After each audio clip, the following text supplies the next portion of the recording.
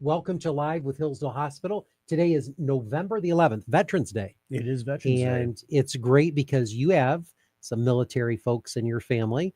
And I think we have to give a shout out to those who have served. Specifically, your daughter went in, your son's in. You got other members of your family that's in the military, my members of my family. My nephew was killed in the Iraq War.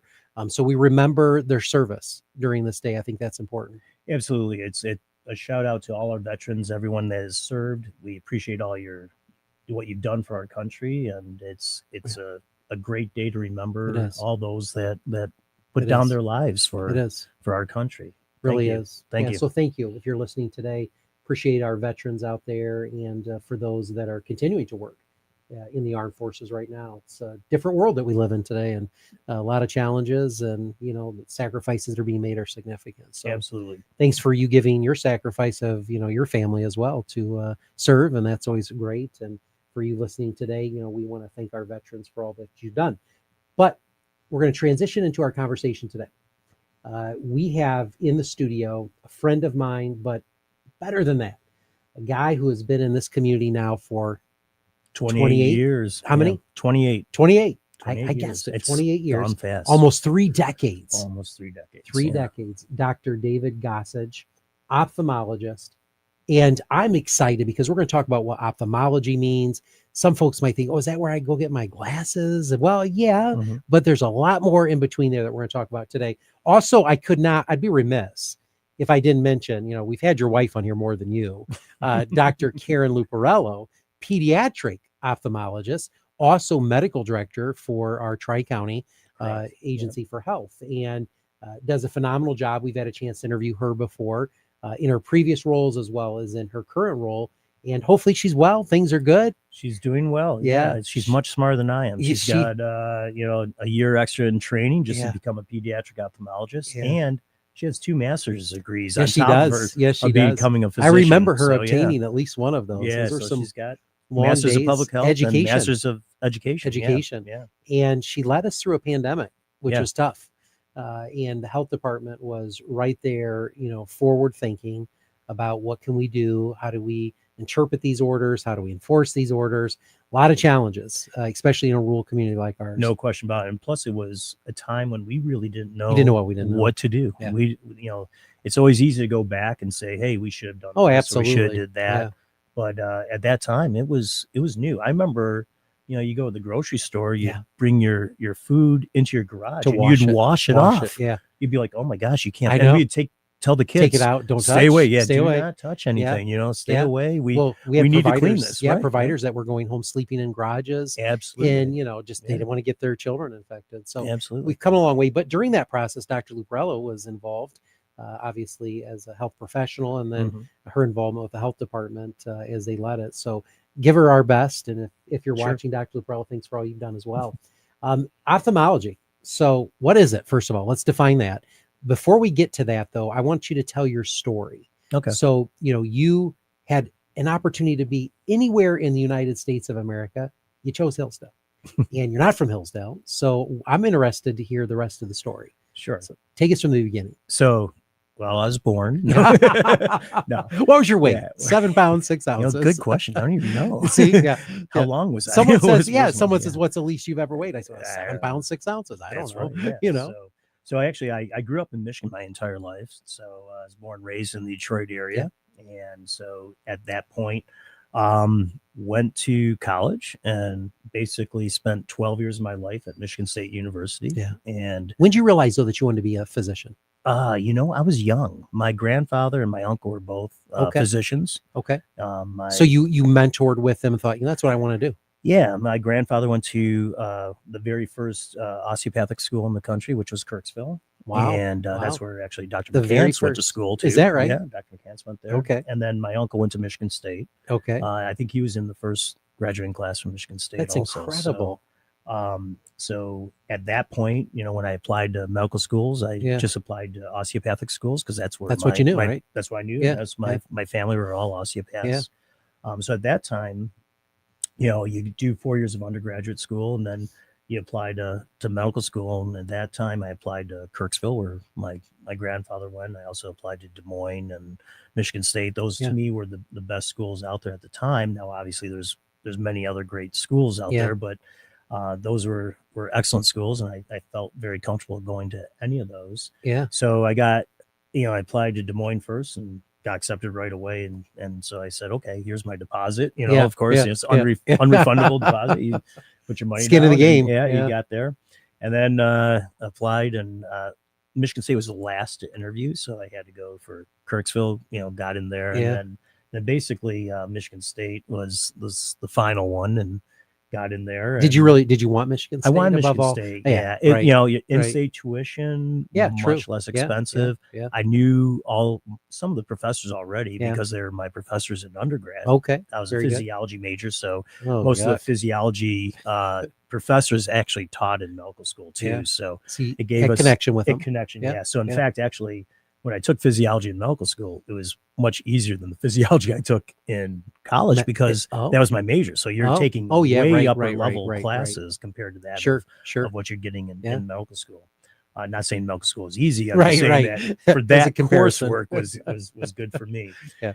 So at that point, I was already 8 years in, and Yeah. then now you're applying to residency and everything else. Well, initially, personally, when I went to medical school, I thought I was going to be a cardiothoracic surgeon. Did you really? Yes, I did. Okay. Yeah. I can see And, that. years ago, that's all you did. There was, we didn't have like invasive cardiology. Yeah. We didn't have like Right. stents being done, stuff like that. Almost everyone who had heart problems or heart issues would end up having to have open heart surgery. So you'd do open heart surgery, basically take veins from the legs and stuff like that and reattach them into the heart to bypass all the disease that was there.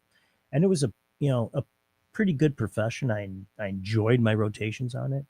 And I said, okay, well, I want to do another rotation in it. So I was at Mayo Clinic at the time and said, can I do a rotation in cardiothoracic surgery here? And they're like, well, you need 2 months. And I said, I don't have 2 months. I have like 1 month. Yeah, right. And they're like, well, what else can I do? And they're like, how about ophthalmology? And I was like, what's that? What's that? Yeah, I truly, had no clue, truly. really. Yeah, I said, yeah. you learn a little bit in Yeah. medical school, but I'm like, You sure, think, well, I'll it's do not it. really what I It's not what wanted, but I'll do it. So I did a rotation in ophthalmology there. And during my rotation, the people I was working with were great. He was learning a lot. And I started realizing I can actually do kind of office and surgery. Yeah. So you get to Best do of both best of worlds. both worlds. Yeah. And I hate to say it, but 60% of the people were not dying on you when That's very you're true. doing cardiothoracic That's very surgery true. back Right. then. Right. It was a very Yeah. dangerous surgery. It was much more difficult. The people were very sick Mortality, compared absolutely. to what they are today. So at that point, I said, this is really nice. It's a life-changing thing I could do for people. I can help them see again. It was very rewarding. It is, And so at that point, I said, I'm going to do. So you fell in love in a month. Exactly. It was really strange. Really? It was like all of a sudden like a light switch Wow. changed, and I was like, Wow. uh-oh, here's what I thought I was doing. That's incredible, and then though. Here's what I want to do. Yeah. So at that time also, and even today, it was very competitive residency to get. So I was, trying to do everything I could to get the residency. And so I would work a lot with other people in the Detroit area and trying to get into the program. Was ophthalmology then? I'm not saying it was way back in ancient times, but was it was over ophthalmology 30 years ago? But was it sought after as a discipline? Yes, it was. Yeah, It was. Yeah, because I think the lifestyle of an ophthalmologist was nice for a lot of people. Right. It gave you the ability to work in the office, to work in surgery. And it really was just an enjoyable field of medicine. I mean, it was nice to know that you can help these people. Right. And so I think it was a pretty high sought after residency. That and probably dermatology were probably the two biggest residencies that were sought of at that time. And so fortunately, I got an interview and got accepted. And so my program was actually through Michigan State University, was the kind of the overseer of it.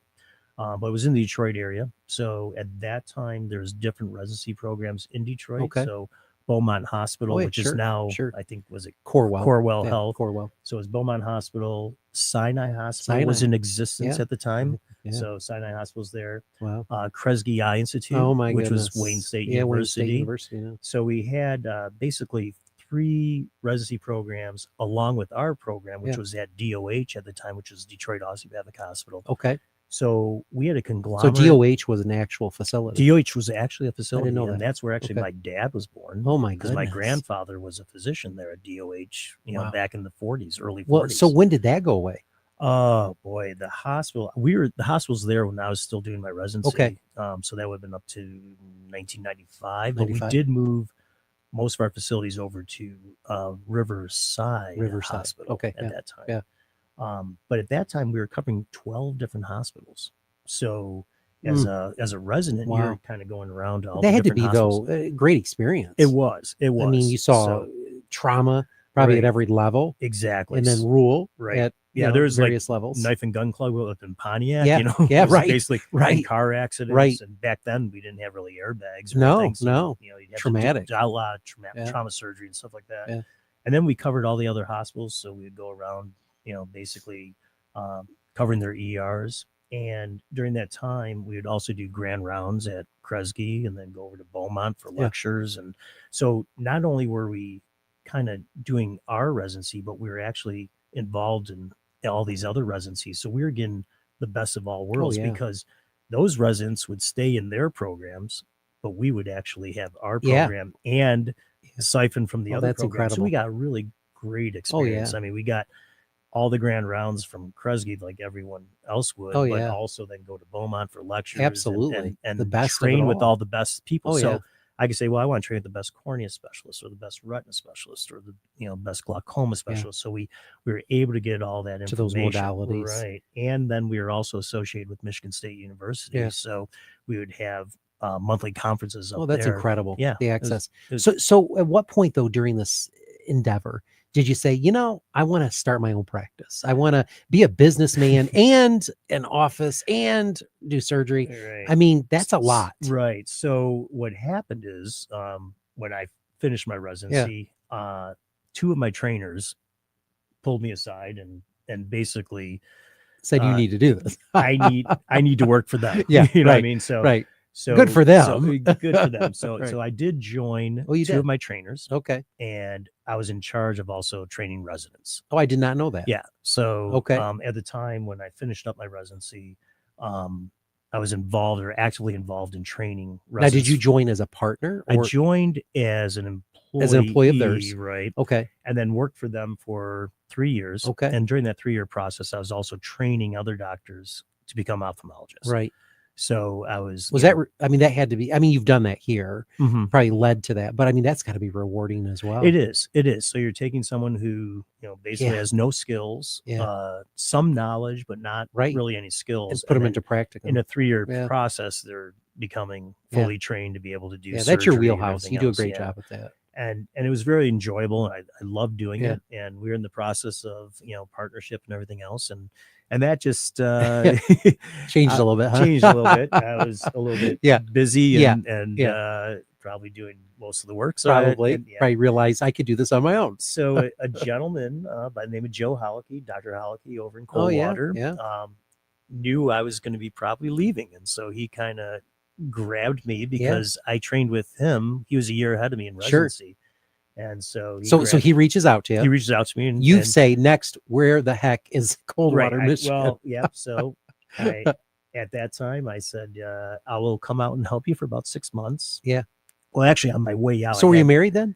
Yes. Okay. Yeah. So you met this New Jersey girl. I met this New Jersey girl, and you met her in residency. Right. Okay. And then we got married in 95. 95. So we finished up our residency. Okay. And then we got married. All right.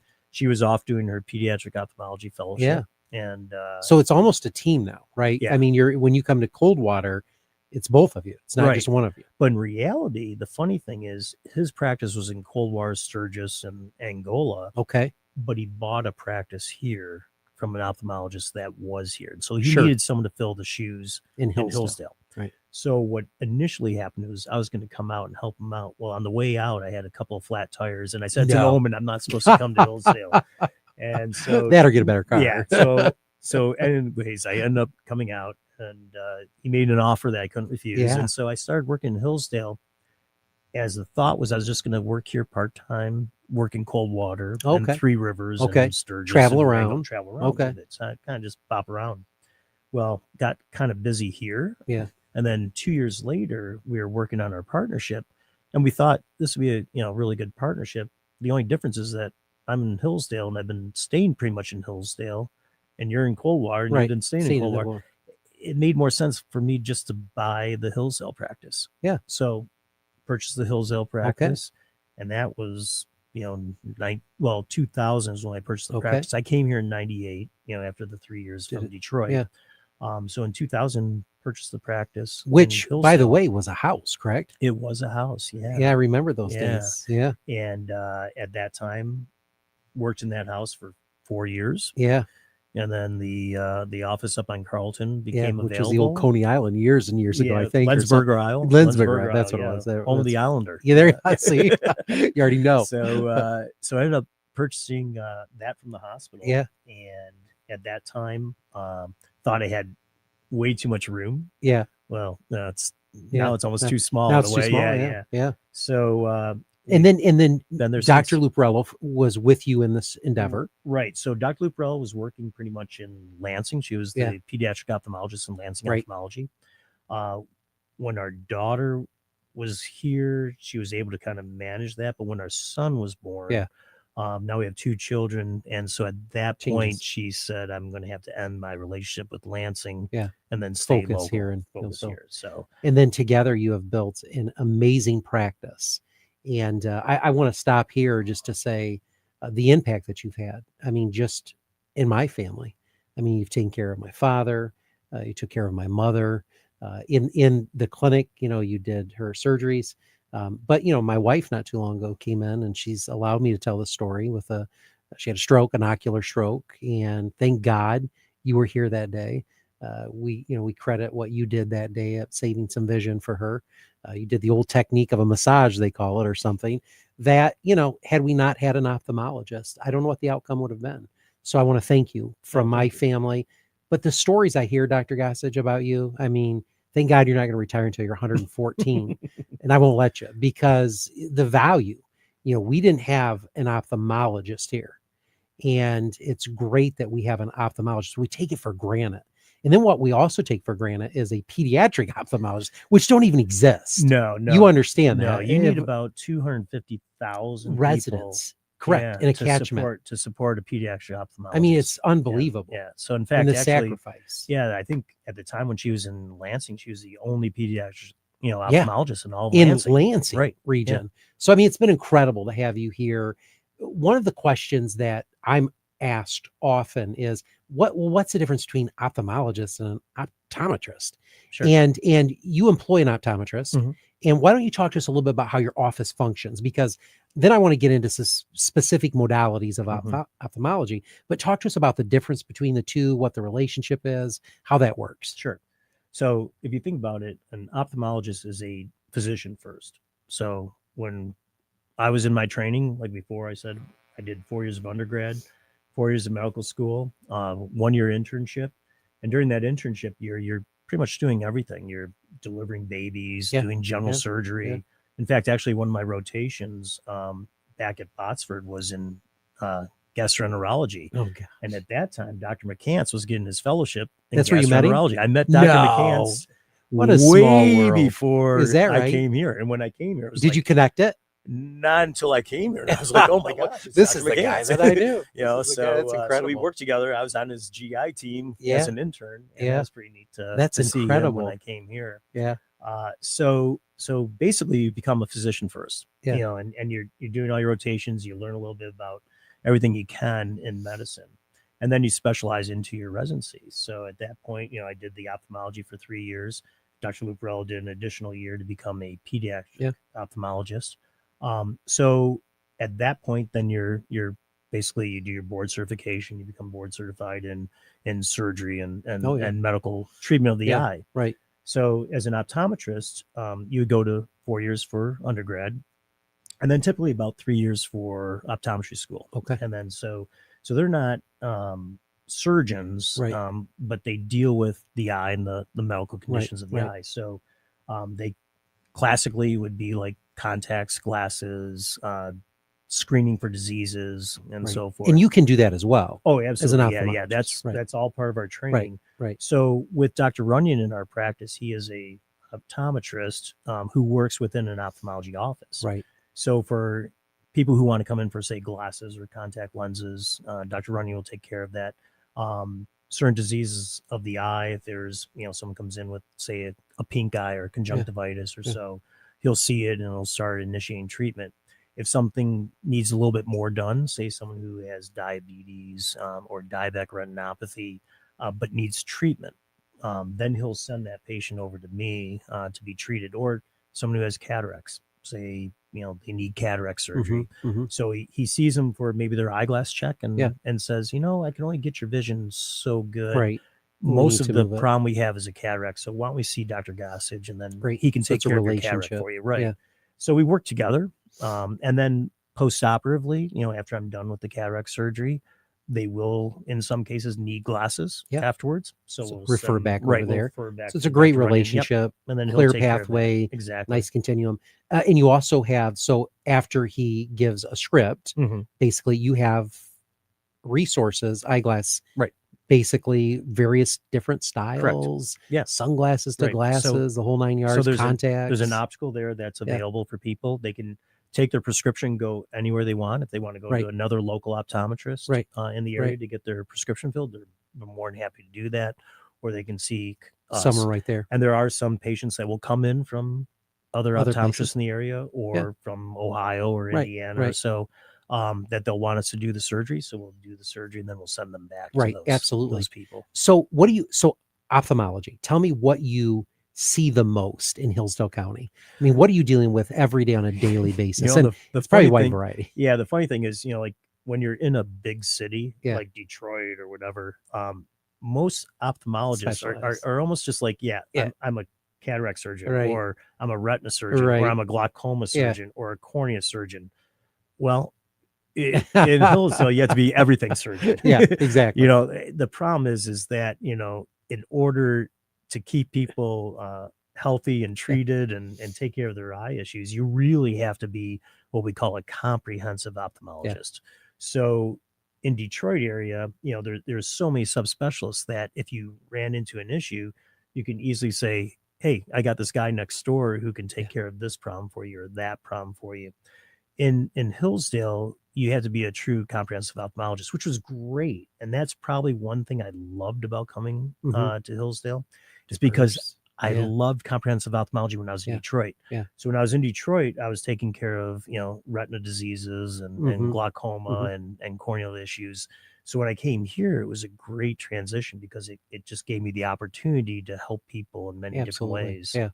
So currently you do procedures in your office and you do procedures here. What's the delineation between the two?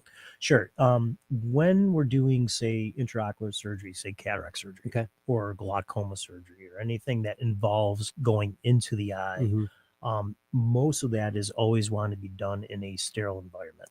And so the hospital offers us the best sterile environment to do that, and the best equipment. Basically anything we really need for eye surgery, the hospital's been incredible about getting all that equipment for us. So we always have the latest equipment, the latest things that we can do for people too, in the sense of, say, glaucoma surgery. Glaucoma surgery, if I think back 30 years, and that's been a long time since I've been doing it, and 30 years is a long time. When we were doing, say, cataract surgery with someone who has glaucoma. Now, glaucoma is a condition where the pressure's too high in the eye and you want to get that pressure down. Well, you can use drops or medicine to do that. You can sometimes use laser to do that. But sometimes the patient requires surgery to get that pressure down. So at the time of cataract surgery, in the past, we used to make kind of a slit on the eye and then a punch to allow fluid to kind of percolate out of the eye. Those people wouldn't see real well after surgery. It took a while for them to bounce back. Nowadays, we do what we call MIGS surgery, which is microinvasive glaucoma surgery. And that all requires other stuff to get. So the hospital is very good at getting all that other equipment for me to be able to do the MIGS surgery. And patients love it because you can do their cataract surgery and treat their glaucoma all in one. And their vision is pretty good starting on day one or day two. That's incredible. What we're witnessing, though, right now, a lot of big city ophthalmology practices are actually turning their practice into surgery centers. And I want to thank you for not doing that. because you're bringing those patients here, and I appreciate that. But that seems to be somewhat of a trend Yeah, that we're seeing. I think when you look at ophthalmology, most ophthalmologists work out of a surgery center They do, to yeah, begin with. they do. So they work out of an ambulatory surgery center. Obviously, in our county, we Yeah, don't right, have an right, ambulatory surgery right, center. right. We'll treat ours And as that. there's nothing wrong with ambulatory surgery Right. centers. I think they're Sure, great. They're sure, very efficient and sure. they're very good at what they do. Um, and then there is what you call like an IOR, which would be an operating room actually in your office. Yeah, And some people are going that way, but surgery centers by far the greatest amount yeah, of cases being done. yeah. Hospital setting though is a great opportunity for people to have their surgery Hmm. too.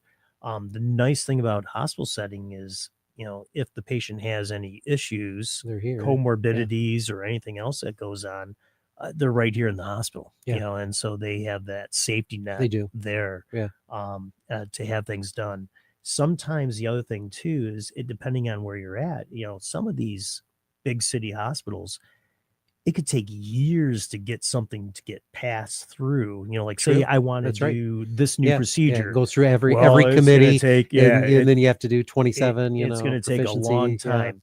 With surgery yeah, centers, you usually have most of them are physician owned yeah, or in combination with the hospital. yeah. Those are all looking at the bottom line.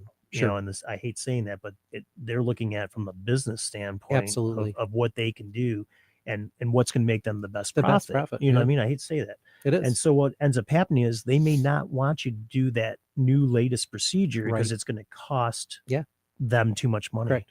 And so you're not able to act in the best interest of the patient, which is always the most important. That's Always. just number one. It's critical. Number one. It's a number one Yeah. priority. And so with the hospital, I've never had an issue of Mhm. acting in the best interest of Right, the patient. right. I've always had the ability to do what I need to do and get the equipment Sure. I need to do to get it done. Yeah, and so for 3 decades now, you have dealt with payers, insurance companies. Let's talk a little bit about that, because just because I want this done doesn't mean I'm going to get it done. But you have a specialist in your office that helps get individuals qualified, correct, through the insurance company to do the pre-authorizations, Yeah, because well, that's a process, yeah, right? No one can just come in and say, "Oh, I want to have XYZ surgery today." right. Everyone is always concerned about, what is it Payment. going to cost me? Yeah. And, from our standpoint, we typically accept whatever the insurance, Yeah. reimburses us. But we also want to make sure that that procedure falls covered. is covered for Yeah. them. And so we do have people looking into that to make sure that, their insurance will cover their procedure. And from that end, we also make sure that hopefully the hospital, is also Absolutely. covered for Yeah. that patient too. Yeah, it's important, that relationship, and then you get them booked for surgery, make sure that the pre-authorization was complete, and then they come in, have their intervention, and then they go back to you. So you have the surgery. Let's just talk about process flow. Let's first talk about like diabetics. Mhm. Okay. I'm told we have a high incident rate of adolescent diabetes, pre-diabetics, and pre-diabetics with adults. You see a lot of that because it impacts the eyes, Mhm. right? So in our podiatry clinic, as well as in your eye clinic, and that is a lifelong issue, right? I mean, you're taking your diabetic patients, correct? Mhm. Talk a little bit about management of some of those things. Sure. So diabetes is a condition where the blood vessels, not only of the eye, but you mentioned podiatry, the feet, Mhm. other parts of their body, start to change. They have changes within those small little capillaries, and then they can lead to damage. And Mhm. so you hear about people with diabetic foot problems or diabetic neuropathy. Same thing can happen to the eye. So you can develop diabetes within the eye, Mhm. and that's diabetic retinopathy is what we call it. And there's different stages of diabetic retinopathy, from mild to severe proliferative disease that can go on to the eye, where new vessels can form, or the patient can develop what we call diabetic macular edema, or swelling in the back of Mhm. the eye. When I first started doing this, I hate saying again, 30 years ago, we used to see people with horrific diabetic retinopathy. Yeah. And mostly that was because we didn't know enough to get that sugar down. Mhm. Nowadays, you hear about all the family practice doctors saying, we want to get your hemoglobin A1C down below 6. We Mhm. want to drive that down. Mhm. I mean, 30 years ago, people coming at the hemoglobin A1C of 10, we were thinking, you're doing great. Yeah. And then it was like, Yeah. okay, we go from 10 to 8 Standard to is 6, 7. we Yeah. want to Yeah. get down even Yeah. lower. And so it's such a great service that most of your family doctors are doing these days, and your nurse practitioners at trying to drive home that you need to get that hemoglobin A1C down. And everyone's wearing those little Oh, they are. patches now, and they can look on their phone and say, "Hey, It's remarkable. this It is is. what's happening Yeah. to my It sugar. alerts them. If I Yeah. eat this type of food, this is what's going to happen to Yeah. my sugar." Yeah. And so people are really taking an active role in getting their hemoglobin A1C down, which in turn we know helps to slow down the progression of diabetic retinopathy. So patients I am seeing with diabetes don't have the severe disease they once had. But if they do develop the disease, and based on the Long-term. diabetic Yeah. control trials, is that 25% will still go on to form retinopathy or changes, Yeah. even with tight controls. Right. So those are patients, and this may sound terrible, but there are treatment options for them. Those treatment options require either, say, laser treatment that can be done in the office, or shots in the eye. Mhm. So those Yeah, shots in those the are eye, I know, but it's a little yeah. it can help to slow down that Yeah. process Yeah. of losing vision. So Yeah. years ago, where people used to, lose quite a bit of vision, nowadays we can help slow that process down. Yeah. And that's not only for diabetes; that's also another condition that, if you ever hear of, is macular degeneration. Correct. Macular degeneration is a condition as we age, Yeah. changes take place in the back of the eye, and there's either the dry form or the wet form. The dry form is kind of a slow process. The wet form can be very quick and very changing in their vision. Mhm.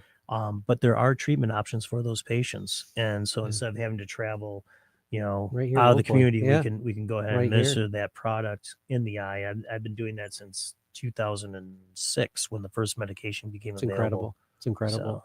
So Let's wrap up with a couple quick spitball sure. questions. So how often should someone have an examination of their eyes? That's a good question. So if you're, say, a diabetic, Yeah. it's really important now that, like, a lot of the family practice doctors will kind of send you off and say, once a year, just get checked. Okay. If you want to look at it, you could say if you're a type 1 diabetic, it's definitely upon diagnosis. Mhm. Type 2 diabetics, within the first 5 years, they should get an annual eye exam and then be checked once a year, to make sure that they're not developing diabetic retinopathy or changes in the eye that can be treated. Mhm. When you're younger, under the age of 5, Yeah. at some point, some screening should be done, usually in schools. So the schools are doing some type of screening. School will do some type of Yeah. screening. If they see a problem, or if their pediatrician sees a problem, Right. or their family doctor sees a problem in a child, they would send it to a pediatric ophthalmologist like Dr. Luprello Yeah. to take a look at the kid and see if there's problems going on. And just as a reference, is she taking appointments for Yes, pediatric yeah, ophthalmology? she will Okay. take All right. appointments. So the referral will come, usually pediatrician, whoever, and then Correct. she'll see him. Okay. Yep. And then, in most cases after school age, if people are doing well, most people don't really kind of need an eye exam, Mhm. as long as their vision is good. Yeah. The problem is that some people turn 16, they want to pass the driver's And test, they've and they got an go in there, issue. they go in there and, like, oh my gosh, I can't see. Yeah, they've got an issue. And so they may need glasses Yeah. or whatever. So then Yeah. in those situations, the optometrist would see them and, Yeah. and maybe prescribe a pair of glasses for Yeah. them. But if you have a family history, say, of glaucoma, Mhm. mac generation, issues where it can have an inheritance to it, people with glaucoma, typically, if it's not the early stage of glaucoma, like juvenile glaucoma or Mhm. younger age, Mhm. usually about the age of 40 is not Okay. a bad idea to Okay. get your eyes checked, for a couple of reasons. One is, I hate saying it, but when we hit about the age of 40, our arms get too short, Yeah, and I we're know. holding things They're out doing further like and further this. and Yeah, further to be yeah, able to read something. exactly. So that's called presbyopia, Yeah. and you may need some glasses or need some assistance, even Yeah. though you never wear glasses in your Never. life. Yeah. Yeah. You may need something to be able to read with. So it's not a bad time to get checked. Right. At that time, then your pressure will be checked in the eye to see Sure. if you're in the normal range, or if your pressure is running too high. That could be a sign of glaucoma. The nerve will be looked at to make sure that that looks healthy. The back of the eye, the retina will be looked at to make sure that looks healthy. So probably about the age of 40 is a good Okay. idea. If you're a diabetic, obviously we're going to check you Annually. upon your Yeah. diagnosis on that.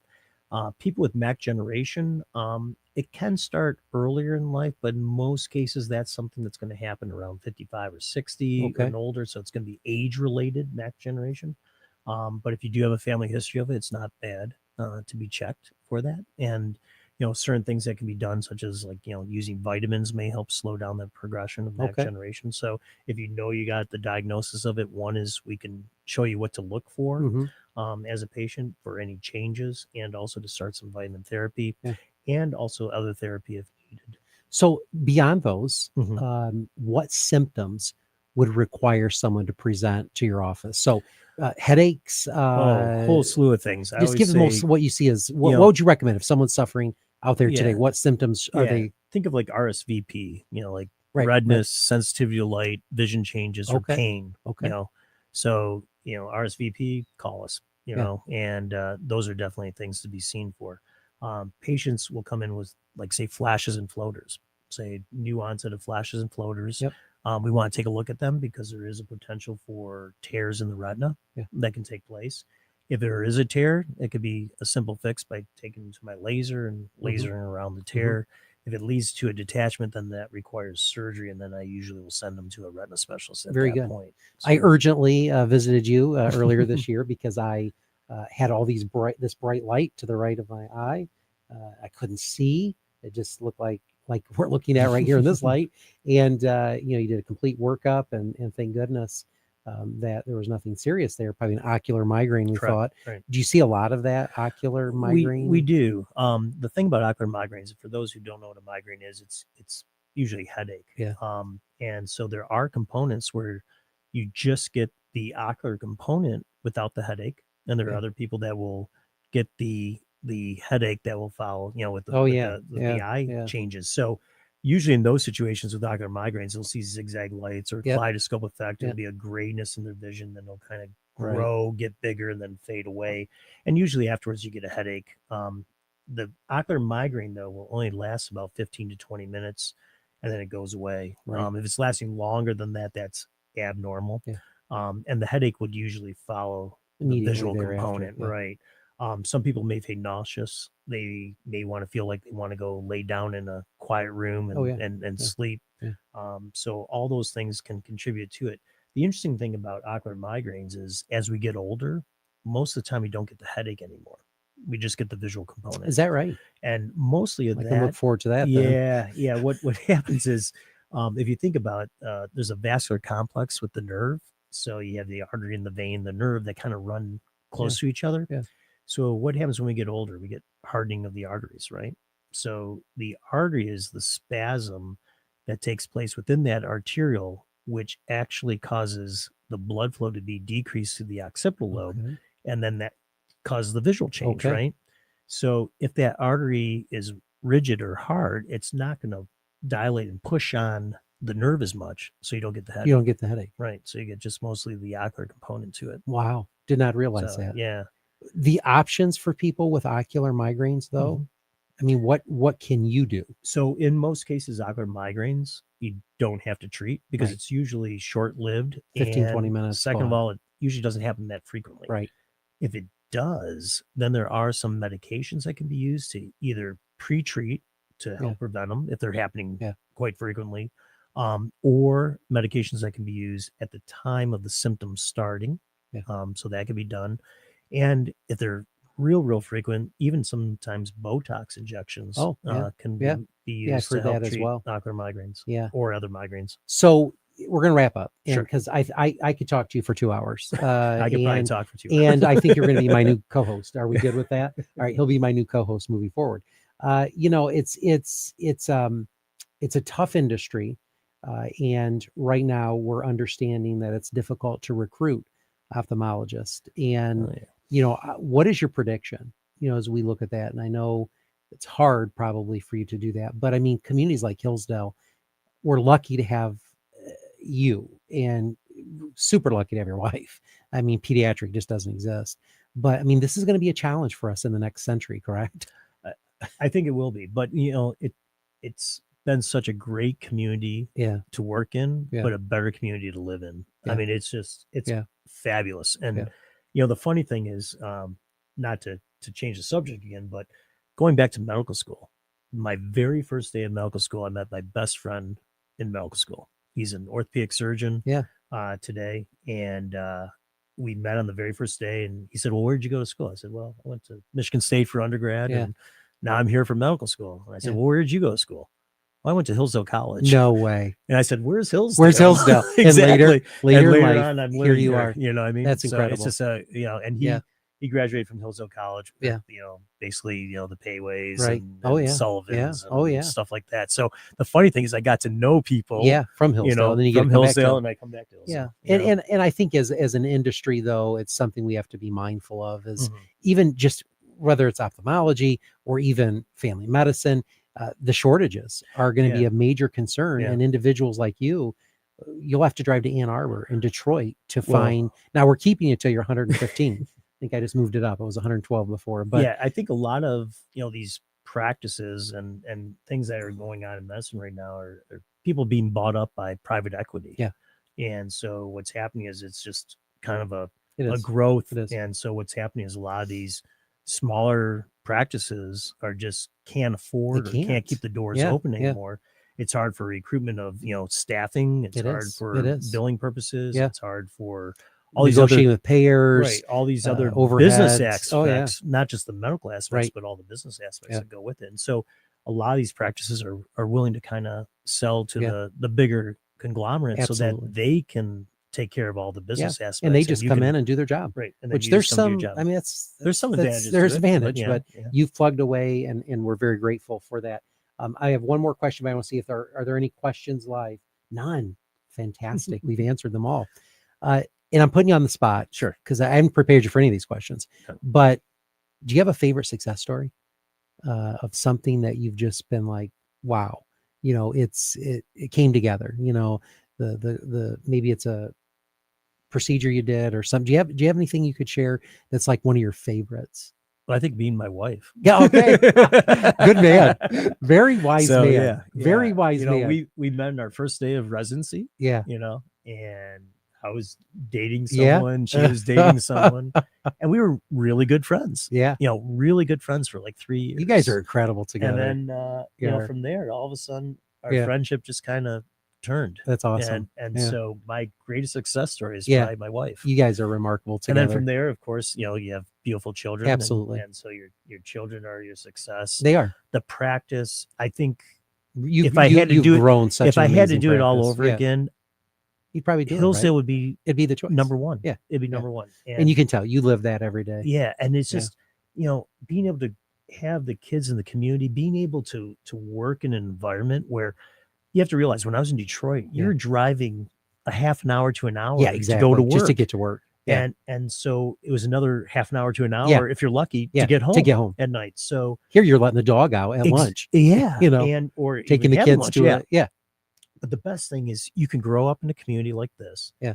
You can go see your kids' baseball games or Absolutely. soccer games or basketball games. Gives you that You can flexibility. be active in the community. Yeah. And, the funny thing is, I'm wearing my scrubs today because I always wear scrubs. Yeah, you do. And so if I wore a tie, They would say, "Who's this guy?" No one would know who I am. Yeah.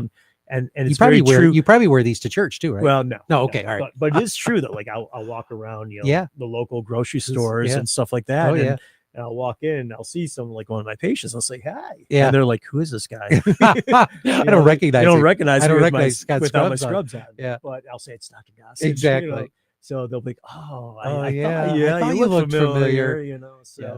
So, but that's what's great about this community is that, Yeah, you it can, is. you can participate is. with Yeah. everyone in the community, but you can also work in the community and raise your Yeah, family in this absolutely. community. So, in the future, if there's any ophthalmologists out Yeah, there, or looking wanna for- be an wanna be an ophthalmologist, we'll ophthalmologist talk or to you. come the area, We'd yeah. love to talk to you. Dr. Gossage, you have done a remarkable job for us as a community, as a hospital. I mean, I'm very grateful for the fact that you board those cases here. You don't have to, but I'm very grateful that you do that. To your wife, a pediatric ophthalmologist, she's plugged away various roles here now at the health department. I just recommend, I rode with her once.